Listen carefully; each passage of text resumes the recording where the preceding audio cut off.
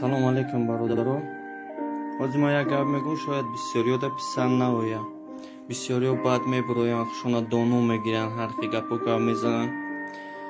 یکی گپ حقیقت است.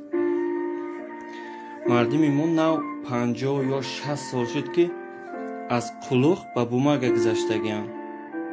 یکی الکای وقتی که رفتن یک سال دو سال در شهر دیدن یا چنین چرا الکای قشلاق برای ویا как оскорбительное слово, یعنی گپی تمسخری، گپی که مسخره میکنن همون که پیدا شد. بینن کمتر آدم افلاس قشلاقی، بینن کمتر آدم نادان قشلاقی. یک چیز شما فراموش نکنین که اگر 150 سال 200 سال بشینین در افیساتون شب روز کار کنین، بزرگایی را که ده بزرگایی را که قشلاق پروردگی نمی همراه ساخته نمیتونین.